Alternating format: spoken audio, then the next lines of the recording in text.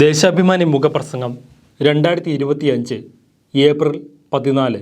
ചരിത്ര പ്രാധാന്യം പ്രതീക്ഷാ നിർഭരം. 8 ദശാബ്ദത്തോളമാകുന്ന ഇന്ത്യൻ ജനാധിപത്യം നേരിട്ട പരീക്ഷണങ്ങളും അനുഭവങ്ങളും തീരെ ചെറുതല്ല.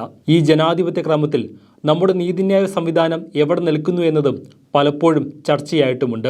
ജനാധിപത്യ സംവിധാനത്തെ വികസിപ്പിക്കാനും പരിപക്വമാക്കാനും ജുഡീഷ്യറിക്ക് എത്രമാത്രം പങ്ക് വഹിക്കാനാകും എന്നതും മുൻകാലങ്ങളിൽ വിവിധ കോടതി വിധികളുടെ പശ്ചാത്തലത്തിൽ പരക്കെ ചർച്ച ചെയ്തിട്ടുണ്ട്. ചില പ്രതിലോമകരമായ വിധികൾ ഉണ്ടായിട്ടുണ്ട് എന്നത് വിസ്മരിക്കാതിരിക്കുമ്പോൾ തന്നെ ഭരണഘടനാ തത്വങ്ങൾ ഉയർത്തിപ്പിടിച്ച് ഇന്ത്യയുടെ പരമോന്നത നീതിപീഠം സുപ്രധാന വിധികൾ പുറപ്പെടുവിച്ചിട്ടുണ്ട് എന്നത് പ്രതീക്ഷയും പ്രകാശവുമാണ്. അത്തരത്തിൽ ഇന്ത്യൻ ജനതയ്ക്ക് പ്രതീക്ഷ നൽകുന്നതാണ് ബില്ലുകൾ വെച്ച് താമസിപ്പിക്കാൻ ഗവർണർക്കും രാഷ്ട്രപതിക്കും അധികാരമില്ലെന്ന ഏപ്രിൽ 8 വിധി.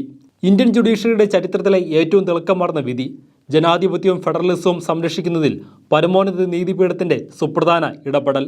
റിവ്യൂ ഹർജിയിലൂടെ ഈ തീരുമാനത്തെ മറികടക്കാനാണ് കേന്ദ്രത്തിന്റെ ശ്രമം.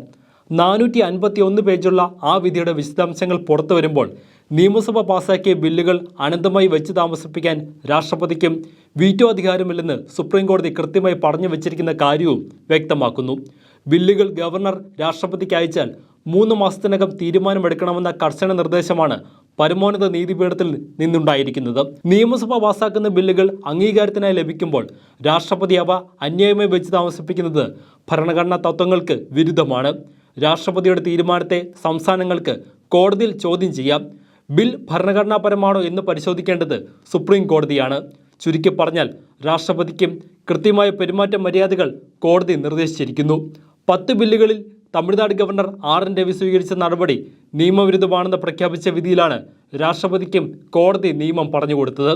ഏപ്രിൽ 8 ഈ വിധിയോടെ തമിഴ്നാടിൻ്റെ ബില്ലുകൾ രാഷ്ട്രപതിയുടെയോ ഗവർണറുടെയോ ഒപ്പില്ലാതെ നിയമമായി എന്ന പുതിയ ചരിത്രവും സൃഷ്ടിക്കപ്പെട്ടിരിക്കുന്നു. അതായത് സുപ്രീം കോടതി വിധി രാജ്യത്തെ നിയമമാണ്. ഗവർണറെയും രാഷ്ട്രപതിയെയും മുൻനിർത്തി പ്രതിപക്ഷ പാർട്ടികൾ ഭരിക്കുന്ന സംസ്ഥാനങ്ങളിൽ രാഷ്ട്രീയം കളിക്കുന്ന നരേന്ദ്രമോദി ഭരണത്തിന് കനത്ത പ്രഹരമാണ് കിട്ടിയിരിക്കുന്നത്. ഓരോ വിഷയത്തിൻ്റെയും അടിസ്ഥാന തത്വം എന്നതിൽ ഇതുമായി ബന്ധപ്പെട്ട അനുച്ഛേദങ്ങൾ ഭരണഘടനയിൽ ഉൾക്കൊള്ളിക്കുമ്പോൾ ഭരണഘടനാ നിർമ്മാതാക്കൾക്ക് കൃത്യമായ സമീപനവും നിലപാടും പ്രതീക്ഷയും ഉണ്ടായിരുന്നു. അതിലേക്കെല്ലാം വാതിൽ തുറന്നിടുകയോ അതെല്ലാം ഊന്നിപ്പറയുകയോ ചെയ്യുന്നതാണ് ഇപ്പോഴത്തെ വിധി. ഒരു സുപ്രഭാതത്തിൽ ഏതാനും പേർ ചേർന്ന് എഴുതി ഉണ്ടാക്കിയതല്ല ഇന്ത്യൻ ഭരണഘടന. അതിന് വലിയൊരു ചരിത്രമുണ്ട്. പലതരത്തിൽ വിപുലമായ ചർച്ചകൾ നടന്നിട്ടുണ്ട്. സങ്കീർണമായ വിവിധ പ്രക്രിയകളിലൂടെ കടന്നുപോയിട്ടുമുണ്ട്. ഭരണഘടനയിൽ ഇന്ന് നമ്മൾ കാണുന്ന ഓരോ അനുച്ഛേദവും രൂപപ്പെടുത്തിയത് ഭരണഘടനാ നിർമ്മാണ സഭയിലെ അംഗങ്ങൾ സ്വീകരിച്ച കൃത്യമായ നിലപാടുകളുടെ അടിസ്ഥാനത്തിലാണ്. ഇന്ത്യക്കാരുടെ ജീവിതത്തിൽ നേരിട്ടോ പരോക്ഷമായോ നിറഞ്ഞു നിൽക്കുന്നതും നമ്മുടെ ഓരോ പ്രവർത്തനത്തിനും ദിശാബോധം നൽകുന്നതും എല്ലാവരും അംഗീകരിക്കേണ്ടതുമായ പ്രാമാണിക രേഖയാണ് ഭരണഘടന. പിന്നിട്ട കാലങ്ങളിൽ രൂപപ്പെട്ട മൂല്യബോധങ്ങൾ അത് ഉൾക്കൊള്ളുന്നുമുണ്ട്. ഒപ്പം ഭാവി എങ്ങനെയാകണമെന്ന സ്വപ്നത്തെ നയിക്കുന്ന ആശയാഭിലാഷങ്ങളും ഭരണഘടനയിൽ പ്രതിഫലിക്കുന്നുണ്ട്.